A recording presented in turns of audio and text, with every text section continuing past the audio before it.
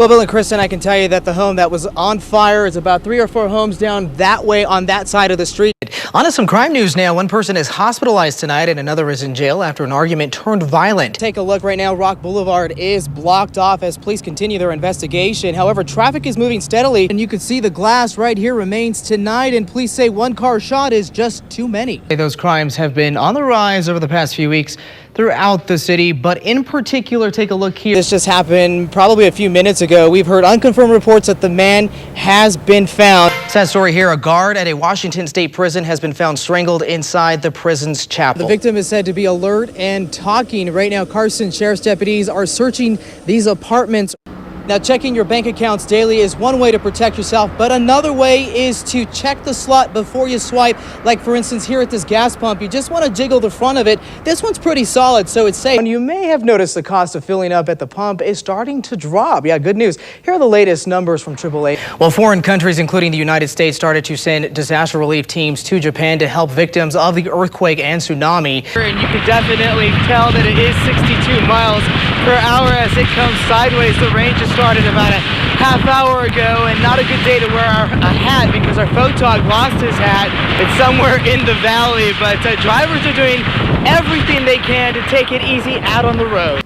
Well, let's go ahead and show you the scene right now. You can see that the flames are pretty much on the other side of the mountain, a much different story than earlier. Well, in El Dorado County, one camper and his family got quite a scare after he was slashed by a bear. Yeah, he got more than 24 stitches in the face. The black bear was killed by county officials. Laura Cole has more on how crews tracked down that bear. Wendy, district officials are sending this letter home with their elementary school students, reminding their parents of the H1N1 virus and what to do. Today, another organization devoted to helping children hit the road. Look, here is an incandescent bulb. This is the old bulb. There were more than 2,000 of them on the arch. Right now, the arch is turned off because the mayor needs to put the last bulb in. They say it was actually a juniper bush that caught fire, and as you can imagine, many worried about their most precious things.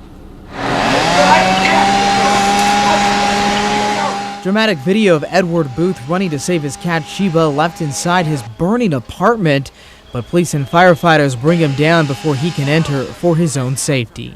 Wouldn't you feel bad and be more concerned about that animal living? Okay, I mean, it's just like a human being, probably a little bit better. He and his girlfriend have had Sheba for about 6 years. So concerned, he waited for rescue crews to bring her out.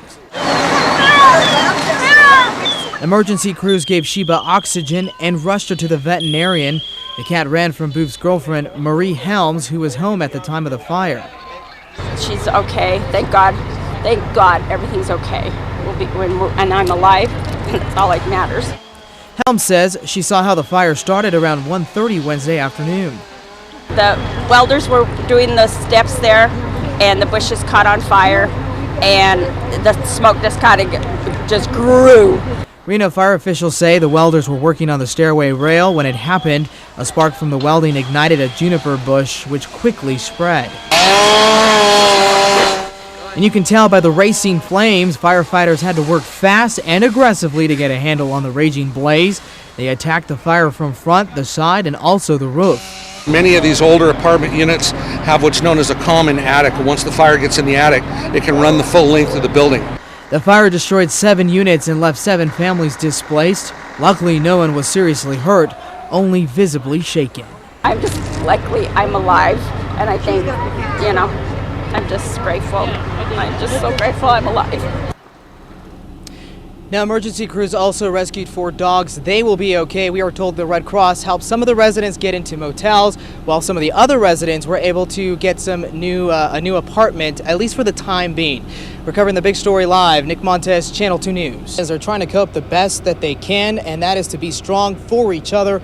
Esther Ramirez's son would only talk to us if we protected him, and so we did. This is a story you'll only see on 2. She always there for us. So now we feel like we don't have anybody, so it's pretty bad. Esther Ramirez's son says she would have done just about anything to protect her family. He says his mom tried to protect his brother, a former gang member, after other gang members recognized him at a 7-Eleven. He believes she never thought she'd lose her life protecting him. Didn't have no reason to take my mom alive, and what they did, that's just it hurts. And he doesn't blame his brother for his mother's murder. He says it's just hard to believe she's gone. Well, I can't probably accept that she's gone because I didn't get to talk to her. I don't get to see her. His 9-year-old son and his cousins are also coping with her murder. They were there during the shooting and witnessed their grandmother being gunned down. He kind of started to realize that my mom is gone. But eventually, when he gets to see my mom to say goodbye, it was going to be worse. He says his son was very close to his grandmother and that she always put her family, especially her grandchildren, first. About giving everything they will want, they need. She wouldn't ever care about herself. He says his mother was a hardworking person who loved just about everyone. She was a cook at the Little Waldorf across from UNR. Employees are grieving too. They sent out a statement saying, "We at the Little Wall are still trying to cope with the tragic loss of Esther Ramirez Torres. Esther was the most pleasant, caring, and hardworking lady you could ever hope to come across. Esther will be missed greatly." And so as they try to find justice, they're trying to be strong for each other. And it's hard for me to deal with it. To know I don't gonna get to see my mom anymore. And the family has set up an account at U.S. Bank. If you'd like to help them with funeral expenses, go to our website, ktvn.com. Esther will be laid to rest this weekend. We're covering the big story live. Nick Montes, Channel 2 News.